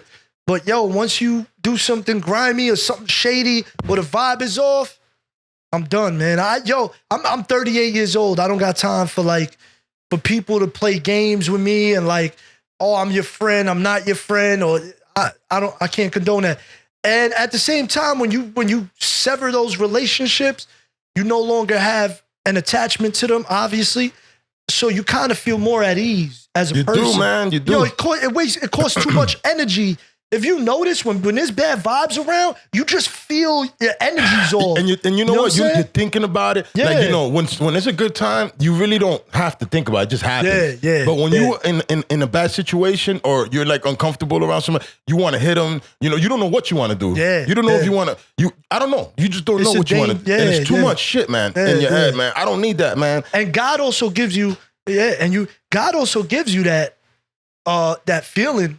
Because it's discernment, it's intuition. So you feel that. You ever been in a spot or you've been we from the urban setting. Yes, go. You pull up in a spot, you like, yo, something ain't right. Yeah, I don't like the vibe in here right now. What's up with my man over there? Or that's the way I function as a cop too. So that's how I function as a human being, man. We need that. But yo, that helps me. For your survival, absolutely. But that helps. You know how many times I've been on a car stop, I've been in a situation, and I'll see something before it even happens. And that's why I say street, let this be encouragement to all the young kids that are listening or anybody that's thinking about becoming a cop. If you from the urban setting, law enforcement can be for you because that street smart with the book smart and the training and the professionalism, and if you have the right amount of compassion, you could be the best cop for your community. I love that, the right amount of compassion. Yeah, you have to have compassion. So when you see a situation, I see a person's body language, I see the way they look. I see every little intricate. When you from the urban setting, you know this up. guy. You've seen this guy before. Yeah. So you use that. And so many times I call it for what it is on the spot. Yo, my man. Give me one shot. Well, give me one quick story of something that happened that you caught it and it actually probably either saved something or just anything, or saved a situation from escalating. Maybe let's go with that. Okay. I had a guy one time when I was working in the courthouse. I was coming out. I used to coach baseball, so I was getting the baseball bag from the other coach because I was gonna practice with the kids that night. So as I'm outside, this guy in the minivan comes up to me and he goes, "Yo, some guy just beat the crap out of a jitney bus driver, kicked the window out and he jumped out." So I'm like, "Oh man!" So I'm like, "Where is he?" He's like, "He's right there. He's wearing a White Sox hat with a white tee." So black hat with a white tee. Yeah. I look over there. I look on Central Avenue. Everybody in Jersey City is wearing a black hat with a white tee. But I see the guy. So the guy, he tells me, he goes, "Yo, that's him right there." Yeah. So I see him right away. As soon as I seen him, I was like, "Yo, this guy, he's gonna run." So I look. I go, "Yo, my man, come here. Let me talk to you." I already knew he was gonna run because he gave me kind of that. You already had the vibe. Yeah. So you get the vibe. He starts running. Boom, boom. He starts running. Getting him. How's your cardio, bro? My cardio at the time was way better than what it is now. I got that quarantine peep out. You know what I mean? You know what I'm saying? Yeah, but now I try to stay in shape. But at the time I was in better shape. So I ran after him, caught up to him. He disappeared for a quick second because he went down like a side block. It was you by yourself at that moment? Yeah, at that moment it was by myself. That respect to you because another a pussy would have just been like, "Hold on, I gotta not handle the job." You went to handle that job. My radio actually fell out because at the time I had a radio that wasn't like strapped in 2 ways. It was just one little loop and you just drop it in there. So my radio had fallen out. So I didn't call. So no, shit, yeah. So shout out to my, she was a sergeant at the time, but you know, she's a lieutenant now. Shout out to her. I don't want to put her on here, but I ran after the guy. Why, we not good enough? Huh? Nah, I'm just kidding. Nah, man, of course. Yo, I don't know. Nah, you don't know if she wants to be mentioned. I the story. I respect. So, Go ahead. yeah, my bad. Just kidding, man. Sergeant, Go. yeah, so I caught up to the guy. Uh-huh. The guy comes around the corner now. He had a book bag on. He comes from where I couldn't see him. He had the book bag in the front and his hands inside the book bag. Man. So in my head, I'm thinking like street smart. Like, yo, this dude got a gun on him. Of course. So I put, I have to. No, you need to. So remember, I take my weapon out in the state of New Jersey. I don't know how it is anywhere else. In the state of New Jersey, let it be known, man. You could utilize your weapon for constructive force, which means that you could give orders with your weapon out if it deems appropriate at the moment for whatever call you're going to. You get what I'm saying? So if I get sent to a call, a man with a knife threatening the store clerk. When I arrive bringing on my scene, gun, sir. if you match, I'm just using you as an example. Absolutely, yeah. If you match the description, I get there. The call came in. You had a weapon. I'm not gonna go up to you and say, "Hey, listen, barehanded," because unfortunately, God forbid, there's a hostile situation. So I approach you. I'm just giving you a possible scenario. I might approach you with my weapon drawn, sir. Give you certain commands, sir, whatever, till it's deemed safe. Whatever. So that's what I did with this individual, and. I had to put, eventually, he showed his hands. All right. So I was like, all right. So I put my gun away. I, took him into custody, whatever. I mean, that's a very small story. Yeah. I got another story during Hurricane Sandy where we were doing patrol on the corner of Communipaw and Kennedy Boulevard, facing south. Some dude, they were looking through a lock on the door of the gas station. With a flashlight. We right there.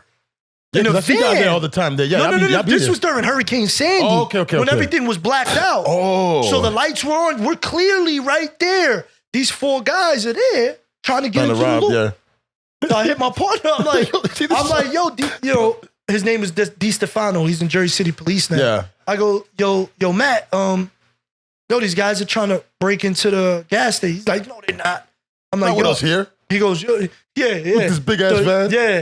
We on a big ass like transport van. Yeah. So I look, I'm like, nah, they are. Whatever. I get into a foot pursuit with an individual that had a gun on him. He pulled the gun out. Didn't point it at me, but he pulled, you know what I'm saying? So these are scenarios that I'm talking about, split second scenarios that things could happen. How many did you let off on him? How many? No, I didn't. You didn't catch that body that day, no, you're saying? Hell no. I'm just nah. No body. Nah, but that's a situation that right there is crazy. If you pull something out, I'm probably letting off right away. Yeah, but I don't have no training, so I can't. Yeah. You know what I'm saying? Yeah, he was running. He didn't.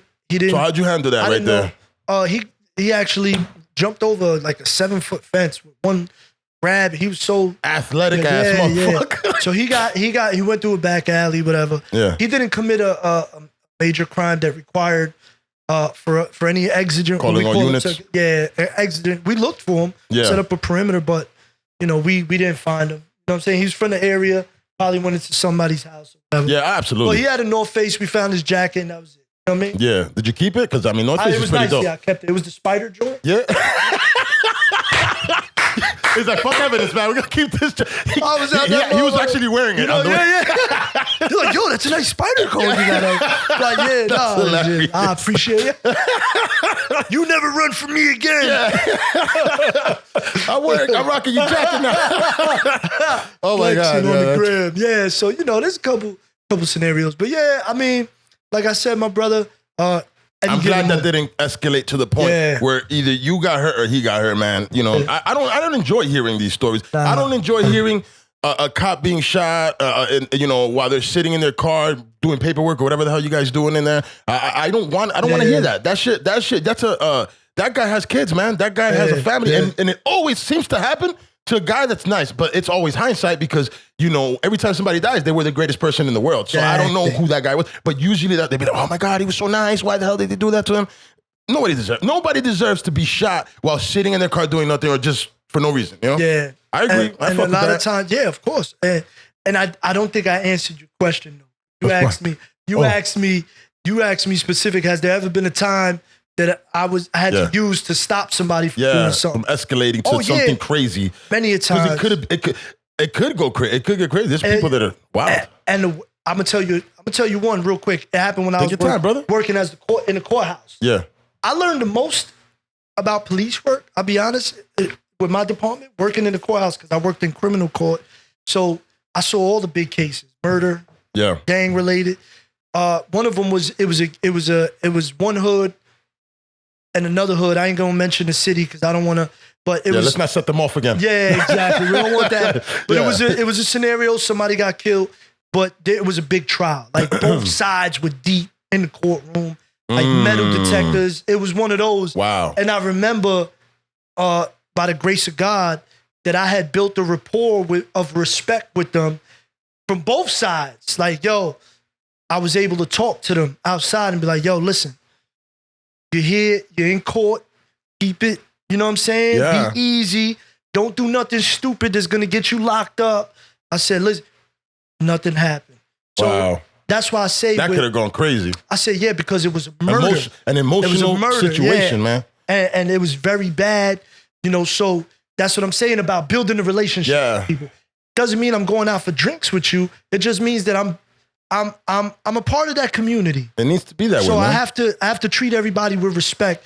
You know, I have my views on certain things, but I can't be biased when I'm wearing a uniform or in general. I just gotta treat every situation accordingly. How do you deal with pedophiles? So is there a special room for them guys? Do we put them in there? Yo, I can't stand shit out of them. I can't stand. Yo, let me tell you. Who can stand those people? They're the fucking pieces of shit of and everything. I think it hurts. I think it's more it's more disgusting when you have kids. You know what I'm saying? Yeah. Right? It's like, yo, like I have babies, man. Yeah, you know what like, I'm saying? me too. Like, bro, I can't even fathom. Like, I don't even like thinking about it. Like, there's days I'm not even gonna, in my head, I think about it. Like, cause I'm always thinking. So there's days that I play the scenario, like, what if somebody did some crazy foul things to my daughter? Like, I don't know how, and you know, and obviously I have to react a certain way, but you know you're what human, I'm saying. Sir. You're human, sir. You know what I'm saying? You're human. And you know, it's just such an egregious act that it's like, to be honest, I have no empathy, no feeling of them being human once that happens. Once you become that type of an individual, you no longer have any type of feeling for me. I can see you burning, and I'm like, that's it, bro. Yeah. I'll watch it with popcorn, man. To me, that's the ultimate crime. Yeah. Abusing children. Because it's a crime that keeps on giving. You feel me? Yeah. Meaning, you go and you abuse a child. That child is fucked up mentally forever. Ever. Doesn't the social aspect of that person's life is all out of whack. You just fucked that up for them. Can't trust nobody because the person they trusted did something to them. One. And then there's other situations. And I'm not saying this is every situation. I don't want to shit on nobody that's been abused. It's a horrible thing that happens, and I respect it. But the molested become the molester. Have you seen that? It's like, oh, I was abused. So that's true. It's just something that happened to them, and I don't like things done to me that I don't like to do things to people that I don't like done to me. But that person's fucked up. That's not that person. That's not. You're never gonna be the same. Person up forever. You're never gonna be the same, and especially when it happens after that, bro. You should be death penalty should be allowed ASAP for all pedophiles. Right now. And rapists too, because women don't deserve to be raped, man. A woman tells you no, motherfucker. Hey, man. Yeah. Just take the L and go holler at the chick that says yes. Yeah, you 100%. Feel me? I agree, and yo, you're right. Like, there's a special place for those people, man. Like, it's crazy. It's just I can't even. I was just kidding about asking you how you handle that, but of course you're gonna handle it. You have to be professional. I've been in cases. I've seen cases where there was testimony, like in depth. Oh, you were there for the court pit. Yeah, oh my God, that must have been hard. So it's like to hear that shit. It's like, bro, it's like I can't even. It's so crazy that it's disgusting, man. What you know, because you were, you know, I don't know if you've been through anything that might give you this, but you know, I've seen certain officers have had like some type of postpartum from not depression. You guys aren't pregnant. I mean, postpartum depression. I mean, how did you know? What the hell the fuck is that called now? Yo, you talking about PTSD? PTSD, man. Yeah. Like, I know shit happens. Cops do it. Cops get it. You guys have cops things, get man, it if that they're happen. involved in a very traumatic situation. I've never been involved in. I had a scary situation though. I had to perform CPR on a baby. That was crazy. God, I was on a scary thing, man. Bro, I was on a car stop, 67th and Kennedy Boulevard in West New York. I'm on a car stop. It was the summer last year. I'm on a car stop. The lady is kind of giving me a hard time at the car stop, so I'm looking through her paperwork inside my vehicle. Car pulls up to me with a male driver with no shirt on and women screaming in the background. So at first I'm like, yo, this is a wild Uber driver. Like, thought it was something wild. Oh my God. I'm like, ah! So I'm like, what the hell's going on? So I look over and a woman has a baby, small, in his diaper. Oh my God, no está respirando. Oh my God, so bro, it's crazy. And it's crazy how training, just comes into play. And then, like, my father mode came in because I have kids. So I'm just like, and I think to me, that was like one of the most, but think about it. If that baby, God forbid, passes away in my arms, how do you ever recover from that? You know what I'm saying? That's the most heart-wrenching thing in the world when something happens to a child and shit. It's like, God, why? Why would you let this happen to this baby? Like, us adults, shit happens, but babies, man, I don't ever want to see something bad happen to a baby. But that could cause PTSD. I would think so, sir. Post-traumatic stress. Yeah, you know what I mean? I would. There's cops that have been involved in shootings that, rest in peace to my brother Ona Marciello. I think his name first. Excuse me, I'm sorry, but he was his last name was Ona, and he was a Jersey City cop. And true story, he was in a barbershop, and they came in to rob the barbershop, and he was in there by himself with the barber, and he got into a full-blown shootout in a barbershop. Yeah, he ended up killing one of them or something like that. This true story. I always think about that when I'm in the barbershop, because I be in the corner over here, and I'm always thinking, and what I hear, because I'm a gun owner, a legal gun owner, and I like guns. I fuck with it. But you know what I'm saying? I can't, Jersey, fuck you. I can't carry my fucking weapon. I'm a good guy. I don't want to kill nobody, but I want to to defend myself if somebody has a gun. And it's the internet can fuck your head up. But I've seen a couple videos of barbershops because they know there's cash there, so people come and rob it. And you're sitting there and they're robbing people or whatever. And I've seen dudes actually, handle the business. Take the guys out that needed to be taken out. And I'm sitting in the barbershop. I'm in this corner. What if somebody comes in and just starts blicking off?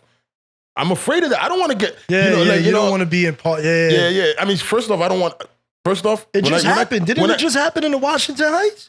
Did you see that video? Nah, dog. Bro, this barbershop was open, and during this COVID-19, and some dude got a haircut.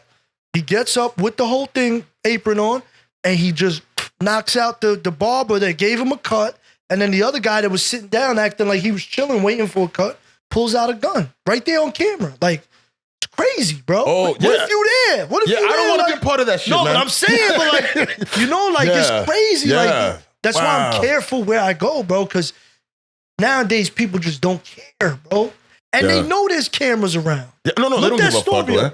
I am going to look it up. I saw another barbershop situation. There's a barber giving a cut to a dude, and then some dudes come in and they're talking to the barber. The dude's sitting there in the chair. Saw that. Yeah, I shit saw was crazy. that. And they blasted with the big gun. Yeah, dude took out that AR or whatever that was and just aired him out. And then the dude that was there was just like did he die? Did the guy die? You know what? I never heard anything after that. Because he ran to the back. He ran to the back, but he never came back out. So I think that he got hit, and that was it right there, man. And then the dude that's sitting there, but the dude that was sitting there was kind of a G, because he was like pushing, like, No, he was chilling. Yeah, but he was just like, yo, and then, like, once the gun came out, then he come, but he was like, oh, like, and then the dude just left. I mean, at least, unfortunately, the guy, whatever happened to him, I don't know if he died or not, but at least they came and handled the business with who they had to handle it, and didn't be like, yo, you were a witness, bah.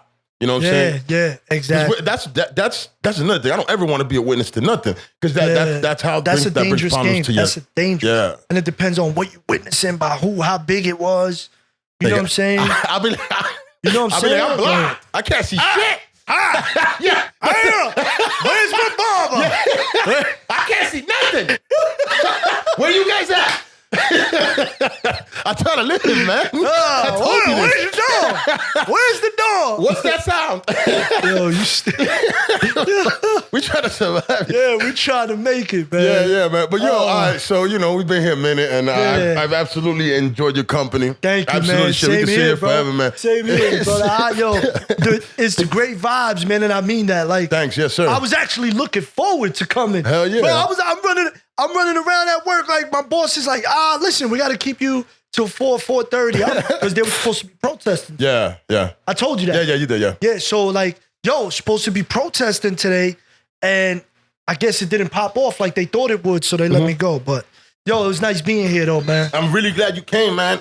I'm really glad you came because, my show is like I said, I talk to graph heads. I don't talk to real criminals that are like, I'm not going to have, I don't know, gangbangers on my show coming over here throwing signs and sets. I'm not doing that. I don't agree with that lifestyle anyway. You know what I'm saying? But, like I said, I have the other side of the spectrum, which is graph, which, really. Yeah, it's part of hip hop. It's a hip hop. Part of the culture. It's part of, what do you think about, what do you think about graffiti? When I know you have to do your job. You have a job to do. I understand if somebody's, I've never dealt with a graph artist. Nah, all right. So my cousin, shout out to my cousin Jay Sohm. He's a graffiti artist in New York. I've never seen him do work, but I used to go to school in Staten Island with him. But yeah, he's a graffiti artist. And one of his Jay Sohm, is it J1s or something like, is his boy. But anyway, they do graffiti, and I've seen their work on books. And, I think some of it's fire. And Jersey City adopted they're killing it, man. Yeah, like I think it's fire. And I love that JC's letting like graph dudes do art and real nice. Yeah, I know some of those dudes. I just don't, listen, man. You do what you do. It's a beautiful form of art. It's just, I don't know, man. Like, this is the Bookem cop talking, but this officer, damaging criminal, you damaging property that don't belong to you. That's the problem, man. Like, I understand the beauty of the art and I respect the art, but it's like how can I explain? It's like if somebody walked into your house and just start painting your wall a different color. Like, are you gonna appreciate it, even though it's a beautiful color and you think it's fire? Like, this shit actually matches my furniture. But at the end of the day, it's like, damn, you didn't want it. Yeah, I get it. It's unwanted services. You know what I mean? I get that. Unwanted services. Yeah. Hey, man, stop giving up. But shout to all the grad people that have a beautiful mind for that creativity. Yeah, because it's not easy. That's dope. Facts. Some of the stuff that I see, man, it's like, wow. Yeah. I don't agree with people. Like, there's rules to the game, in the graph game. You don't hit churches. You don't hit people's property. You know what I'm saying? And you hit everything public.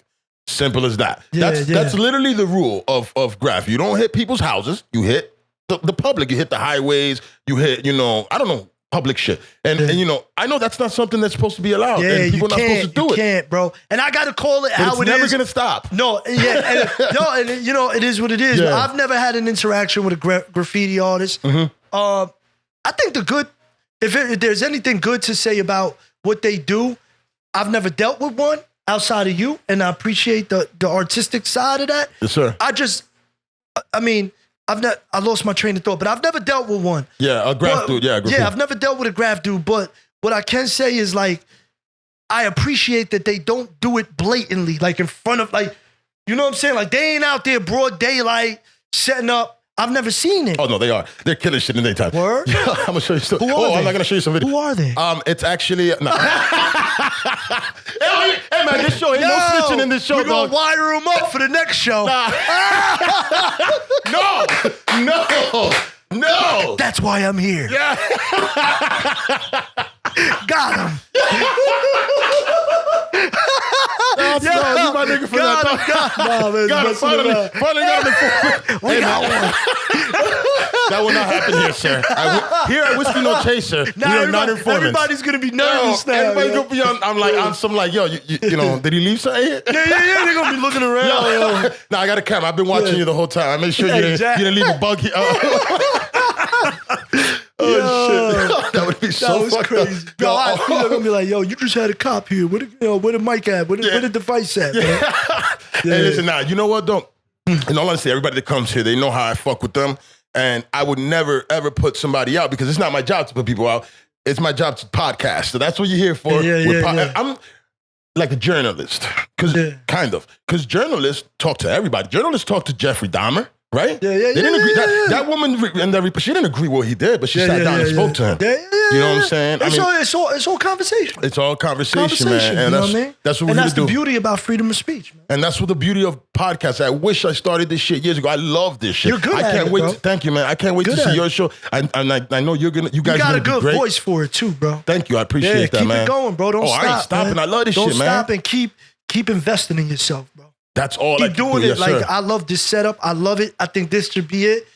Keep investing in yourself. Oh, and it's about to change. 20. I'm gonna let this look pop off for 2020. 2021. I got a whole thing that I drew out, and it's gonna be. This shit is gonna be crazy. Like, and you're gonna do all the graffiti yourself? Well, I'm gonna do some of it, and then I'm gonna ask my homie that actually did this. We were here chilling because I had that sign right there before. I drew it out, and I had somebody make it for me.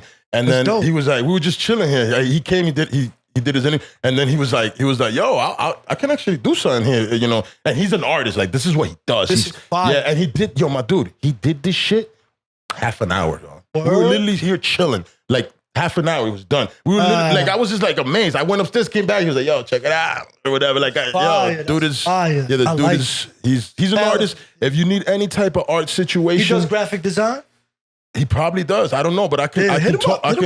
You know what I'm saying? Yeah. You know, he's not a graffiti artist. He's not out in the street. He's an art. He does literally art. That's dope. That's dope. You know what I'm saying? So always need one of those. Yeah. They got a different type of type of skill. Yeah. Yeah, the dude is dope. Like, there's a dude that writes Distorted. Not Distorted is another artist. She's a chick, hot chick too. Distort. You're gonna get in trouble, my dude. Hey, listen, man.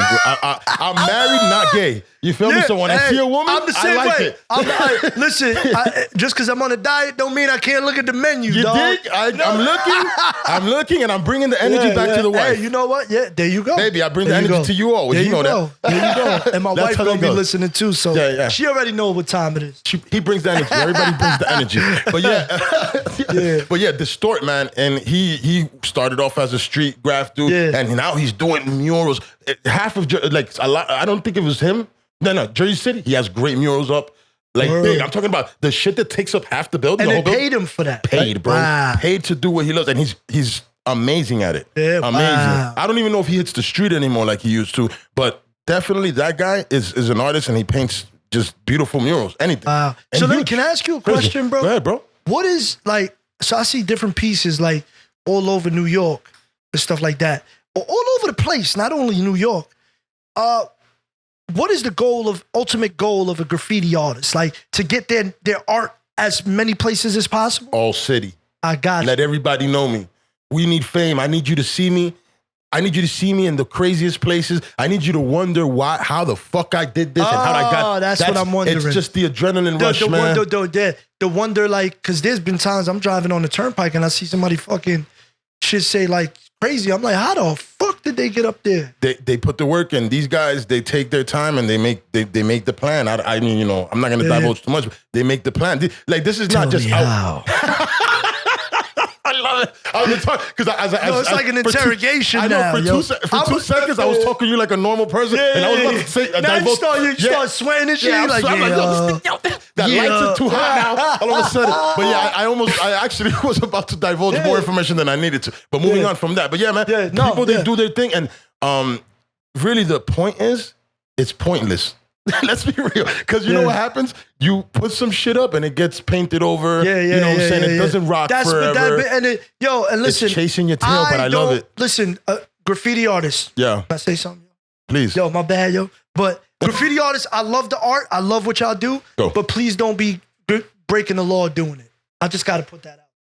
And I know they ain't going to agree with it, but I am in law for, you know what I mean? I respect it. I can't condone that. Do legals, guys. That's what he wants you to do. Yeah, do it. Do legal. Get the contracts, with whoever, you know what I'm saying? Nah. But I know. It's just, I'm stretching. I'm stretching. stretching. I appreciate it, but you know how many, let's just keep it a whole stack of lacquer. You know how many writers there are? Imagine all the writers getting a legal piece. Oh, well, it's impossible. They're not going to get legal pieces, legal. And on top of that, half the fun is doing the fucking illegal shit. Let's be real. It's fun to do bad things. Yeah, not me. I don't want to do bad things. I'm saying in general, humans feel that way. Yeah, it's exciting. It's the excitement. It's an excitement. It's the adrenaline rush. I remember, just coming out midday and bombing in front of people. And it felt good because it was like I'm talking about people are walking by, they see me, but I'm just hitting the shit and I don't give a fuck. And that's the feel. It's just, that's an adrenaline rush. You know what I'm saying? So it happens, I don't do that. I don't bomb anymore because I just can't. I don't even have the balls anymore. Like, don't get it twisted. I've actually tried, not recently, not 5 years ago, but it's like, once I stopped, I've tried to hit things a little bit here, and it's too nerve-wracking for me. I have too much to lose right now, mentally. And not saying that you're immature if you do graffiti. Oh, no, there's fucking 50-year-olds. Fat Joe used to do Fat Joe's a beast. Yeah. So, but you have a Fat Joe sound a little bit. Did you fuck with Fat Joe? Nah. Really? Yeah, on that one song, and it gave me chills. Like, fuck, what's the name of it? Pray for me. All you gotta do is pray for me. Yeah. Something, I don't know, something about that pray for me. It sounded something like that. I don't know. Maybe I'm tripping. Yeah. But that one's fire. Pray for me. Yo, check out this man's music, man. He's a dope rapper. I'm on YouTube. You could go to Bookem, Team Bookem. I got a song called Good Cop, Bad Cop. That's another good one. I like that one. Yeah, Another Day. I got one called You filmed the video around here with Spaz, young Spaz or something, a kid. Yeah, that's a young kid that I mentor. Jersey City. He's from one of the worst areas. He's from like Myrtle, Jackson area. It's crazy. Somebody just got killed over there not too long ago. But good kid, man. Like has a lot of potential. I saw that. But he's engulfed in that. He's surrounded, flooded it, and it's hard. It's hard when your whole family is that. It's hard if they don't live with you. You could mentor them and you could spend time with them, but it's hard when you're not there every day with them. Because they're going to see big homie, they're going to see the drugs, they're going to see the guns, they're going to see all that stuff. That's when it comes to, damn, man, sometimes you think, I be thinking and I'm like, damn, but why don't they move out of there? But it's like, what? Like, you see people, but not everybody's circumstances. Monetarily, they can't. They can't afford it. Yeah, they can't afford it, man. Some people are living off Section 8, though, so they get certain options, and that's where they got to be. And they're not going to put you where, fucking P. Diddy's living. You're not gonna have Section 8 there. You have Section 8 in the hood with the rest of the Section 8ers and shit. But there's a way out, man. There's a way out. People need to find it, though. There's a way out, and we can't use it as an excuse. Oh, we stuck. You can't be stuck. I got a GED, and I became a police officer. I've been there 14 years. I appreciate shit like that. That's what's up. So I came from nothing, man. I mean, you're gonna see it in part 2, who I am. But in part 2, I'll just give you a little taste of it. I was homeless, man. There's one part I slept in a park. True stories. I'm gonna bring people in part 2 are gonna verify, certify everything I say is true. I slept on a park bench, man. I slept in a building hallway, and I'm blessed to be where I'm at by the strength of God. Number 1, and number 2, that I didn't give up on myself, and I knew that if I persevered. And I kept moving forward that I'll be something someday. You can't get stuck. I could have easily quit and been like that mental strength, man. Yeah, feel yourself. Yeah, I could have been. Yeah, you're right. I could have been like, yo, damn, this is my life. Drugs, I got it. So this is all I know. This is all I could do. Let me go get a pack. Start hustling a pack. Let me start moving around. Which was, if I wanted to, it was there. I'll get you a pack before you go if you want to move some shit for me. No packs. I'm just kidding, bro. Yo, I don't know if he's dying. I don't know, yo. Trust me. There's no packs here, bro. Got him. Tank, the eagle has landed. The eagle has. Yo, hold on. Do cops? Because listen, man. There's cops. All right. You know what? Fuck this question that I was about to. I have a better question. Yeah. Yesterday, my homie, Emmanuel Wallo, MMA fighter / firefighter from Jersey City, he told me there's a difference between a cop and a police officer. Oh, you mean a sheriff and a police officer? No. This is a cop and a police officer. The name, just like the difference between a father and a dad. You get me? Not that I know. All right, so I'm going to break it down to you, and then maybe you agree, maybe you don't agree. So for him, police officers uphold this shit. Police officers is you. A man that understands that this is what he said. That uniform, it says Jersey City or wherever it says, Union City, whatever. that uniform belongs to the city, belongs to the community, and he knows that he's there to serve. That's the police officer. Okay. The cop is here. Oh, and the police officer is here to make a difference. That's why I'm saying I'm calling you a police officer. Thank you, bro. The cop, he's here for the check. He doesn't care. He just wants to get his 8 hours in and get the fuck out. He's not going to help people. Dope. He's not going to come out and do extra shit. He doesn't want to help the community. He's just literally, like me. I go to work. My job where I work, I go there, get my check and get the fuck out. I don't think about it when I'm out there. I don't even make friends with my coworkers. They know. They know that I told them already, I'm not gonna be friends with you. I see you guys bochinchando with each other. Yeah. I stay in my truck. Lunchtime, I warm my shit up and I go in my truck. So I would be considered just a trucker. You're considered police officer. He says the cops are just there for the check and that. So do you kind of agree with that? Because it's kind of foul to change. That is dope. I never thought of that. Yo, salute to that man for saying that, because I never knew that. But it is true. Some people... Because there's those two types, right? Yeah, there's people that take the job because they couldn't find nothing else. There's people that take the job because, they want the whole police, I'm a cop facade and all that. But I took the job and got on like, I want to make a difference. I want to get guns. I want to get drugs off the street. But I also want people to trust me and love me. Be like, yo, Bookem is like a good dude. Like, he's fair. Yo, this is one of the good ones, man. Don't fuck this nigga up. Treat him good, man. Nah, because you know what it is, man? Remember in Jersey City, shit. How about, I was going to ask you this too. Well, first off, in Jersey City, when there was I think it was like 2 cops and some asshole came and shot them like at an AutoZone or some crazy shit. The cop was just like there sitting in the car. It was Jersey City, if I'm not mistaken. And some guy came and shot. Walgreens, was it? Where the cops responded and he shot the new rookie in the car. I don't know. Rest in peace to Melvin Santiago. That's if foul. That's the story you're talking about. I don't know if it's no. Rest in peace to Detective Joe Seals. Rest in peace to Detective Mark Donato of Jersey City. Rest in peace to Detective Infantes. These are all officers in Jersey City that were killed in the line of duty. And Officer Carson, Officer Nguyen, I believe they became detectives in their death in the line of duty. But anyway, these were all officers that were killed in the line of duty. Melvin Santiago was the one that was ambushed at the Walgreens parking lot. Yeah, I think that's the story. Yes, sir. Communipore. Yes, yeah. Yeah, they got dispatched to a possible, a disarming of a security guard. Because, Walgreens in that area has a security guard with a gun on him. Oh, shit. Yeah, it's a bad area at night. It's 24 hours. So, they had an officer there. They disarmed him. And they responded. And when they responded, the guy ambushed him and killed Melvin Santiago. So rest in peace to Detective Santiago. But and then Joe Seals was ambushed too.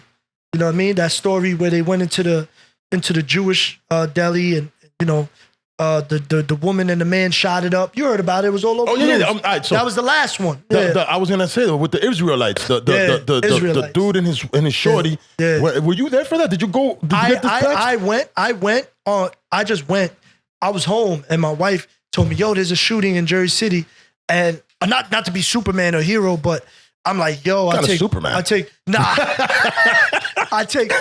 pride because I'm like, damn, like, yo, is it that crazy? I just want to help, So wow. it's a certain it's not. No, I didn't care if I was doing traffic. I just felt like, how can I say? Do your part in this. The way I feel is like I know cops that were involved in that were there. I wasn't involved in the actual tactical side of it. They were yeah. It was wild. Yeah. But I just felt guilty sitting at home knowing that that's my city. I would feel the same way. If you feel it's my saying? vibe, if this is what I do, city, I can't be letting my brothers and sisters. If I joined the gang, if I was Crip and I was Blood or whatever it was, and my bros are out there banging, I gotta go bang with them. That's so the I same get where you're sentiment. Coming from. Same sentiment. It's just what it is. I just I don't know why I said Blood. I have no gang affiliations. I do not. I really don't. Yeah, no, but just like I said, I just drove down there. I did traffic, and it was just heartbreaking that this detective lost his life. Nobody deserves to die. No innocent civilian. I don't condone that. But we also have to understand as a people that when you're dealing with cops, we don't know who you are. So put it like this, personify it like this. You see us pull you over in a car with lights and sirens. You see us in a full-blown uniform. So you know, oh, that's a cop, right? You know, of course, okay, that's a cop. We don't know who you are. You could have just came from killing somebody. We're not saying you did. And you ain't trying to go to prison. So you're like, this is my last move. I'll do whatever I got to do not to go. Yeah, I get it. Exactly. But we don't know that. Yeah. We don't. Yeah, I just wrote a song called End the Watch. And I talk about that. And I talk about, it's dropping soon. But I talk about that. I have a scenario. It's a concept song where I talk about I do a car stop. And I'm the officer and I end up losing my life and that guy lives. But the guy that killed me is actually Latino like me. And he's it's crazy. You got to see. But I'm dropping it soon. Yeah, but that's what I'm saying. A lot of times officers don't know what they're getting into. And, we just need cooperation. That's all it is. At the end of the day, if you cooperate and you follow, and the officer's not being violating your civil rights in any way, and the officer's following rules, protocol, and regulations to the T, and just doing his job, there's no reason for y'all to be extra. You know what I'm saying? I got to get out of here in 2 seconds, bro. For real? Yeah. All right. Yo, with that, to be honest, with that being said, that was actually a great ending to you and everything you said. I mean, unless you have one more thing or anything you want to say before, man. What I want to do is, I just want to shout out, I'm sorry for the abrupt ending. No, please, I just want to shout out Whiskey No Chaser podcast, man. We in here, babe. I'm going to put it on my page. I think it's important that we show each other love. We show each other support. Right. And I'm telling you, man, like, follow this man.